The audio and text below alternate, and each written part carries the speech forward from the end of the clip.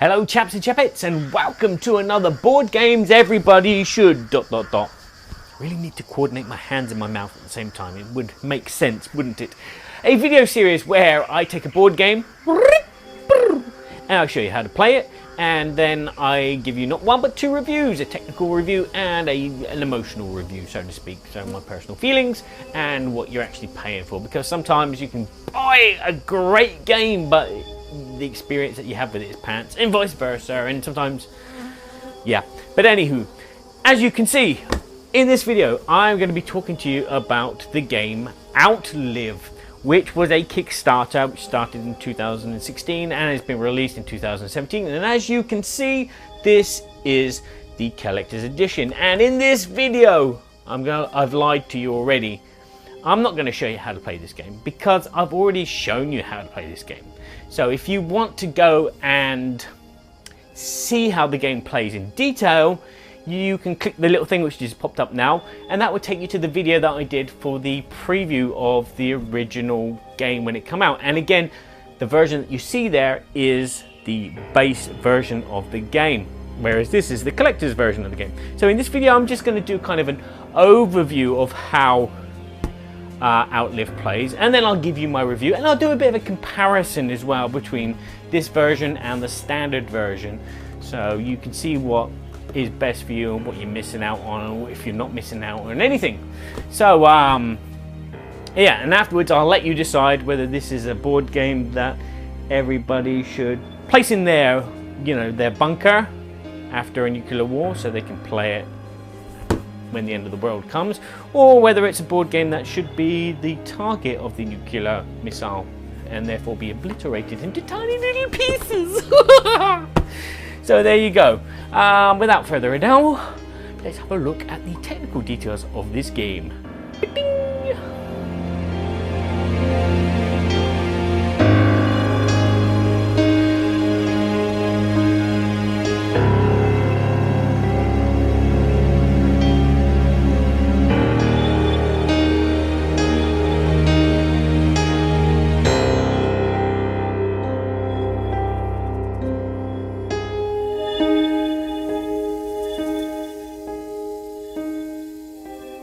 In Outlive, players have survived a nuclear war. Don't ask me how, but they just have. Each player is going to be a leader, and each leader is going to have their own nuclear shelter, where they're going to be building rooms and housing the survivors of the planet Earth. They're also going to be sending scouting parties to the surface to gather resources so they can keep their underground shelter functioning, as well as keep their survivors alive. The game plays over 6 rounds, and each round is broken down into a dawn, day and night phase, where you will be activating the board, you will be sending search parties to go and collect things, and then you will be concentrating on your shelter by keeping people alive and making sandwiches, because that's what people do in this kind of situation. They make sandwiches, and they do it from microchips. Being a leader and making decisions is not an easy thing to do, but at the beginning of the game, you're going to be dealt 2 leader cards, and you're going to need to make a decision. Which leader am I going to be? Each leader is slightly different and has slightly different starting equipment, as well as starting locations for their scouting parties, as well as they have an age. Yeah, I'll tell you about that in a sec. That stunned you. Okay, each character, as I said, is slightly different. Like Erin McCarthy here, she starts with some water, and she starts with a broken jerry can, which she can repair, which would then give her extra water. We also have Grayson Piggott here, who's a bit of a fighter, a brawler. He starts with some ammunition, and he also starts with a broken baseball bat. As I said, if he builds that, it will give him a power in attacking. There's also Jeanne Serge, who doesn't play volleyball and is not a 1980s manga cartoon.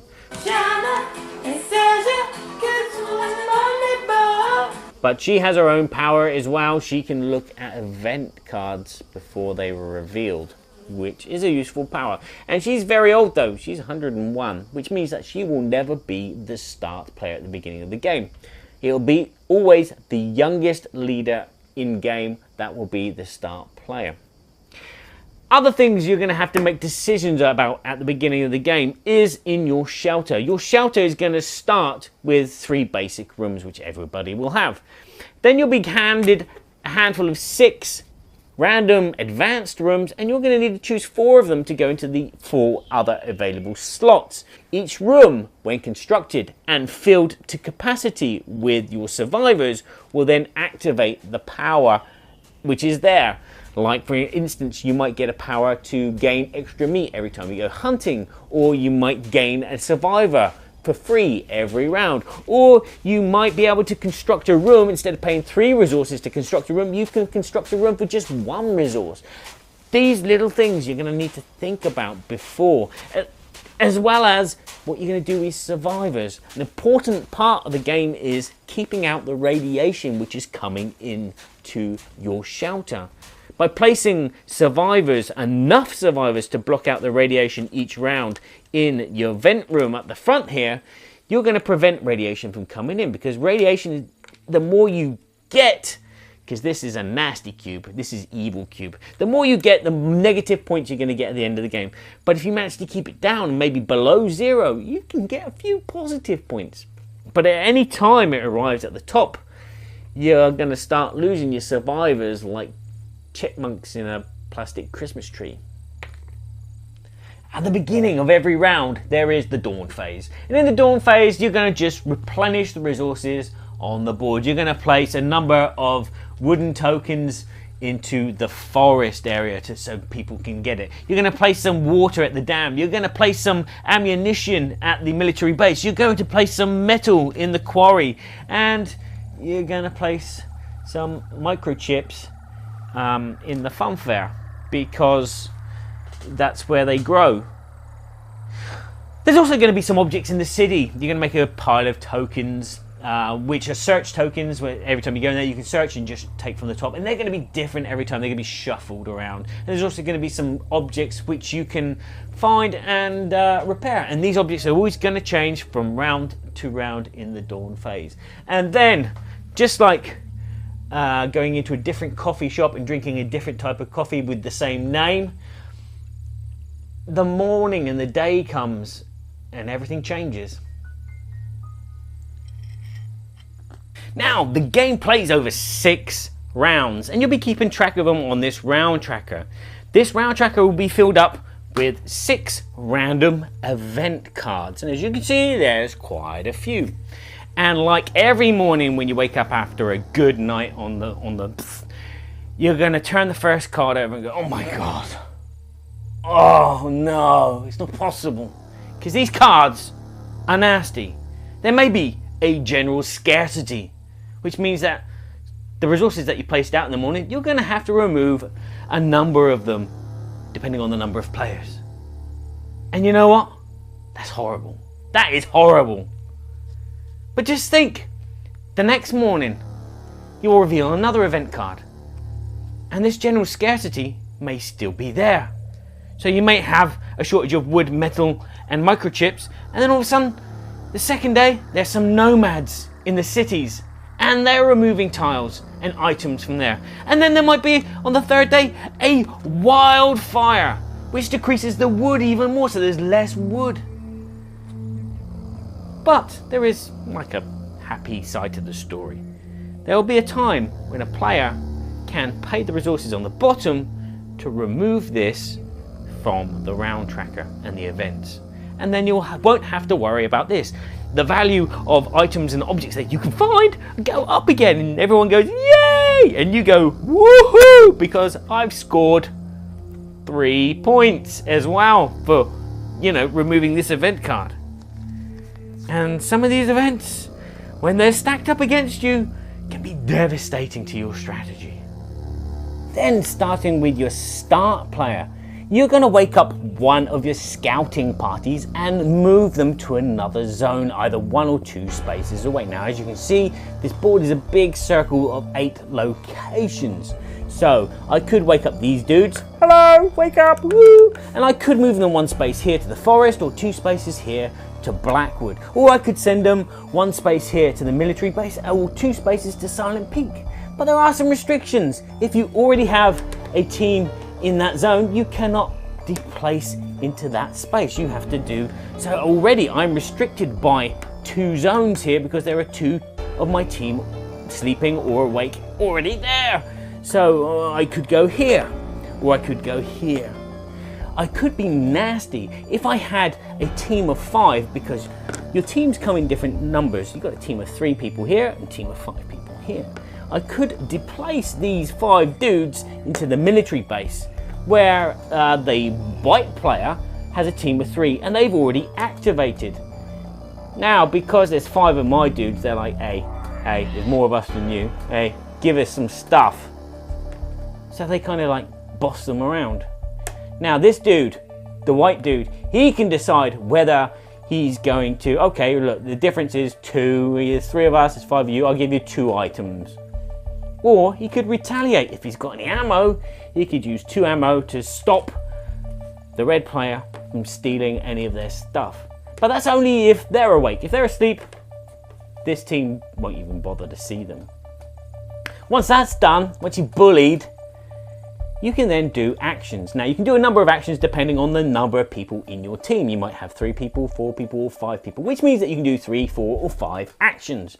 An action can be as simple as collecting 1 resource. So a team of 3 could pick up 3 pieces of wood or 3 pieces of metal, or search Blackwood 3 times to find 3 objects or an empty cupboard.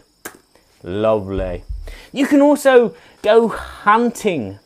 Now there are different types of animals in the wildlife, and they all have different values depending on their ferocity. These are mutated sea bass with freaking lasers on their heads, okay?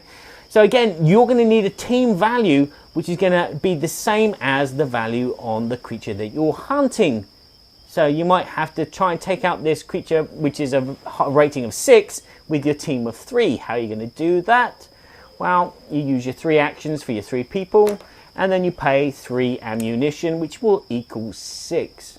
Another way to do it, which is really nice, is you could say use 5 ammunition if you had 5 ammunition, and use 1 of your workers as an action, and then you've got 2 actions left, so you can go and collect some flowers and poppies and cups of tea if there are any growing in the forest or in the fun fair. I'm sure there'd be some in the fun fair. There'd be a candy machine, some Bubba Papa, some candy floss. Nom, nom, nom. There is the ship space, which will guarantee you food and a survivor to add to your shelter.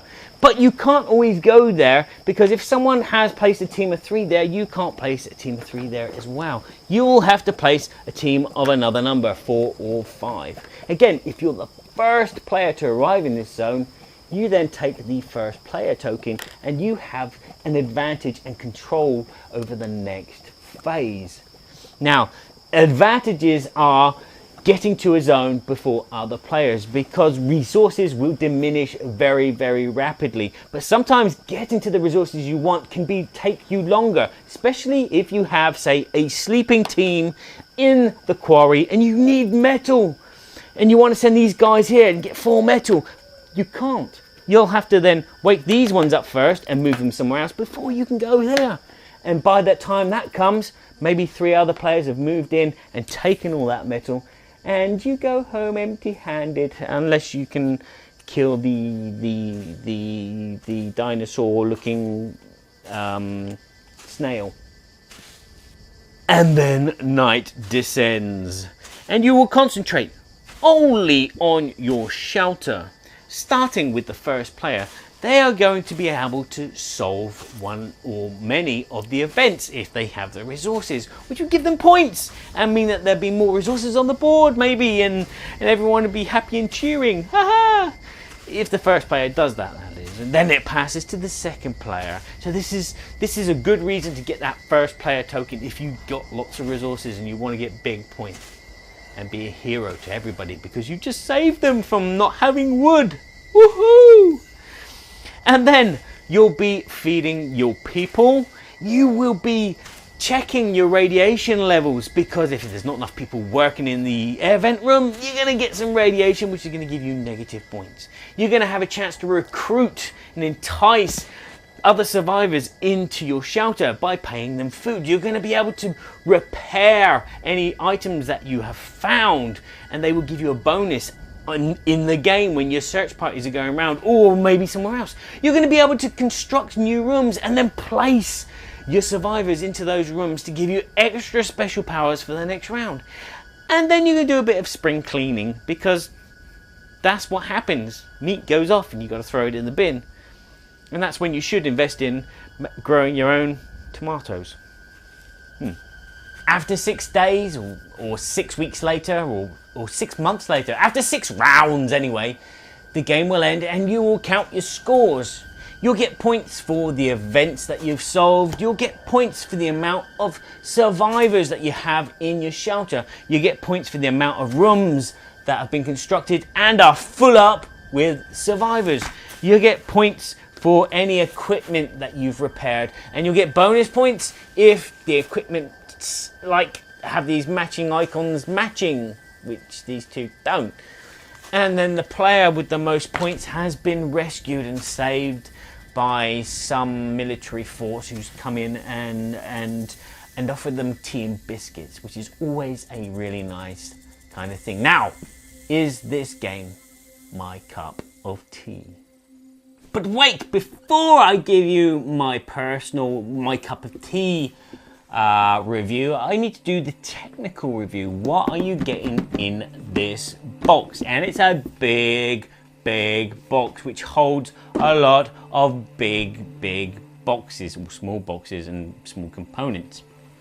The artwork is really colourful for like a post-apocalyptic game. Everything artwork wise is phenomenal. The kind of like watercolor paintings, the cards, the items, that your shelter, everything is stellar, even in the base version of the game. My only criticism about the art would probably be from the animal tiles. Now these are just kind of really generic things, and I think it's a missed opportunity that they could have created some really weird, strange animals or mutations of animals on these tiles, but then they would have said, well, where would you put the information? Well, there's a big space in the middle of the board here which nobody ever uses. They could have put those animals and then the reference numbers next to them. So yeah, this one is 3 to kill, but it'll give you 6 food for the first time you kill it, 7 food for the second time, and it could have been just like listed out there. But artwork wise, phenomenal. It is really great, even on all of the boxes which come inside the box and the board. Inside the collector's version is not just all the super duper minis.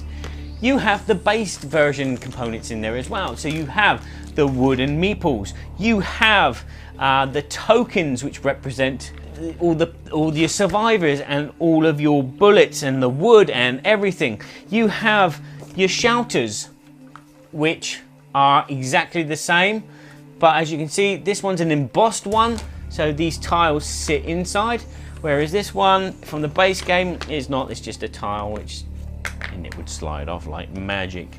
There's also the base game board, which is a bit smaller, a tad smaller, but it's in here. So you could practically play 2 games at the same time with this game. Kind of going, but you're going to be short of, the cards and the equipment tiles, but it doesn't matter. You could run 2 games at the same time of this game, and it would work. It'd be nice. So components wise, there's been an amazing upgrade so to speak, for the collector's edition from the plastic pieces like the water barrels.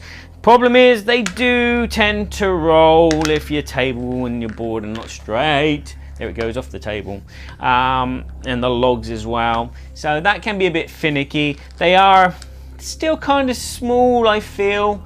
They're a bit bigger than the actual tokens which come in the game, which can be finicky as well. But all in all, everything about the production is stellar. The rulebook is nicely laid out. It goes through how the game, what the game is about and how it plays, all the components. It goes then through the setup and then the dawn, day and night phase, and then the end of the game, and it all makes sense, and you read it and there's images, there's examples, everything is there, and then right at the end there's an FAQ of, you know, this card does this and this tile does that, just in case you weren't sure exactly what it was doing. So it's a stellar production, but as I said, there's a few little niggles. The animals and these tiles could have been as thick as those tiles, I feel. The small components, they're major. So another niggle with the upgrade is these boxes. They are a bitch to open and to close, because they've got no handles on them. There's no little like cut through, so you can just hold it there and go bing. You've got to stick your finger in and bend the box out or just use the weight of the box to make it fall out. Yeah, they're major niggles that don't really apply to the gameplay. That's why I do my feelings aside. I'm going to say that the technical review is a 9.5 out of 10. Phenomenal. Well done.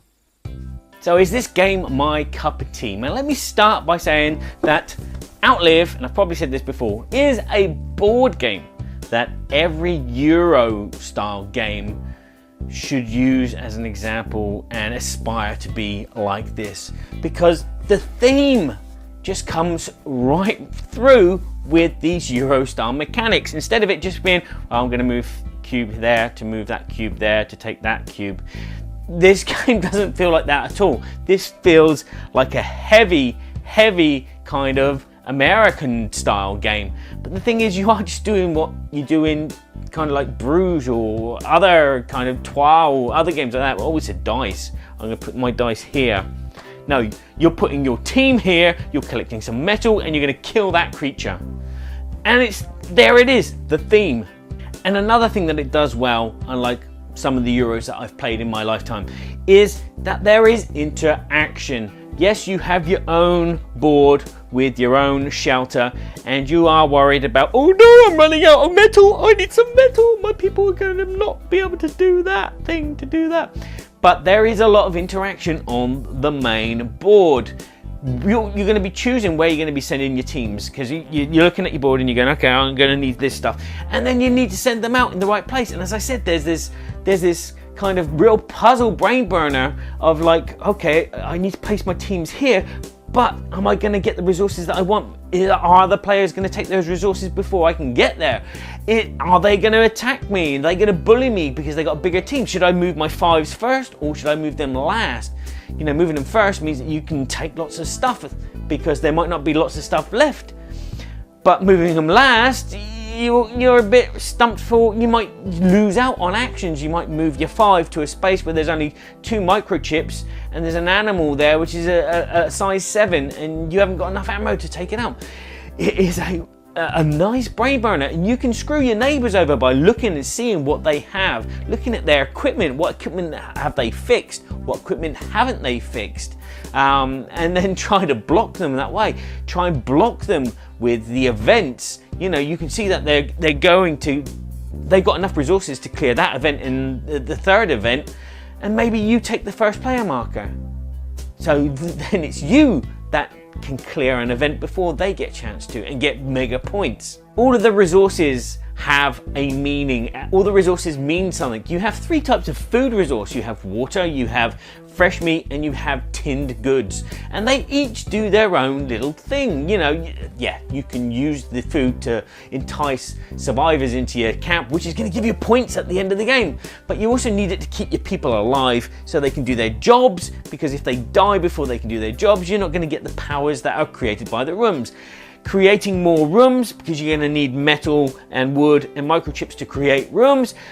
They're going to give you space to put more survivors in, which is more points. Filling up a room will give you more points at the end of the game. Having the ammunition is going to help you, you know, fend off and also hunt to get food to give you the survivors. So there's this big conundrum going on in your head. These resources you're going to need to build you and repair the equipment, and then they give you points, and then matching them up gives you extra points. So it is, everything gives you points in a way. It kind of like one thing helps another, which helps another. And so the puzzle itself is, you know, you can sit there and every turn you're thinking, all right, I need to get this. And then all of a sudden someone will block you, and then you'll have to take a U-turn and go, okay, I'm gonna have to go this way instead. The powers in the game, starting with the leader. Each time you choose a different leader for each game, they don't feel that much different. They're not like, they're not game changing. What changes the game is the rooms. Having the rooms and building the rooms give you these special powers which are going to dictate your strategy. Again, the equipment is very useful for helping you get extra resources, but not necessarily, you know, the main kind of, you know, direction that you should go in. It's going to be the rooms that are going to dictate your strategy, not the equipment, not your leader. But they all change the game. The leader's not so much, but the equipment changes the game, because, you know, you're going to be visiting maybe the fun fair a few more times because you fixed something which is going to give you extra microchips, and plus you might find another item which, when you go to the fun fair, gives you 1 extra food when you go hunting. All these powers are just, you know, they just intermingle with each other, and they do change your strategy. So each time you play will be different, although the beginning of the game will be probably the same kind of feel. And the event cards are a great idea for, you know, kind of like a push your luck aspect to the game. You know, who's going to go for the first player token to try and resolve these events, because these events really kind of devastate all the players. And, you know, you could be a player that just says, well, I'll leave, screw it, I'll leave that for you to do. I'm just going to concentrate on getting resources and building up my camp and everything. But the thing is, those event cards will affect what resources you can get and how many you can get. And you're like, okay, right, I've come to the point now where I have to do that event to get it out the way, to get the points, number 1, and then just so I can go to the forest and get wood before everyone else gets to the wood. So the event cards are a great idea of 1, keeping track of time, 2, screwing everybody over, and 3, getting points. If I had any niggles about the game, it'd be the game setup and takedown, due to the fact that there is a bucket load of components to sort out. Like all the rooms, you have to sort out all the normal rooms from the advanced rooms and then distribute them. You have all the event cards to do, you have the equipment, you have all the tokens to place out on the board. All of that takes time, but once you start playing and then you get to the dawn phase, it doesn't niggle you so much, because it's a case of, right, we need 7 bullets here, 7 wood there, 8 water there, and you're done. And then you start playing. And finally, you may be wondering, what's the difference between the collector's edition and the base game? Well, apart from the upgraded components, not really much. The game is pretty much the same. With this collector's edition, because it's a Kickstarter, there are a load of little promos involved. There are some extra leaders, there's some extra events, there's some extra equipment, there's some extra animals which give you victory points. And there's a solo mode, which is a small deck of cards which will play an opponent against you. Played it, it's okay, it works, but you really need to play with other people, and you need to play with 4 players to get that real kind of aggressive screw over everybody. When you're playing 2 players, it's kind of like a nice light back and forth between you, you know, okay, I'm going to do this and do that. But 4 players is, you know, the kind of like nasty mode when you do like fight over the resources, and it's a great experience. So my final score for this would be a 9.5 out of 10. I love this game. It's a game that I want to play and want to play. I'm not going to say that I want to play it again immediately after I've just played it once. I would like to play it like once or twice a week, every week, because it is just a nice engrossing game. It doesn't change a lot, but you know, it's one of these games that just okay, I'm going to try that next time. Or, oh, I've got this room. Oh, wow, I'm going to try this room with that equipment, with this leader, and woo! It's a great thematic Euro-style game about building a Fallout shelter. And who doesn't like playing Fallout? I love playing Fallout Shelter and collecting the old robots and getting the Coke tokens and and the death claws. Wow. But anyhow, I am getting beside myself. If I combined my technical review with my BGG review, that's 9.5 plus 9.5, which would give me a mean average of, guess what, 9.5 out of 10 overall. So that is Outlive.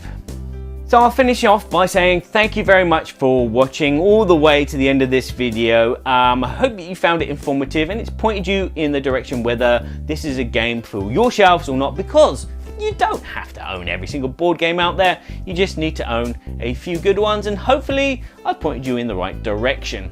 Remember that you can go to Board Games Everybody should shop. There's no shop. BoardGamesEverybodyShould.com and find out everything that I'm getting on with.